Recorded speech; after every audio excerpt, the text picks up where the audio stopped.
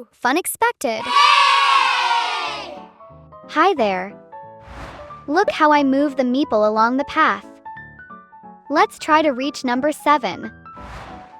1, 2, 3, 4, 5, 6, 7, 8. Oops, I jumped all the way to 8. What should I do? Let's take one step back. That's better. 8 minus 1 is 7. Wanna practice finding one less? Let's go. If one hoopoe flies away from each tree, where will there be exactly 2 hoopoe left? So if one hoopoe flies away from each tree, the trees will look like this. So which tree will have just 2 hoopoe left?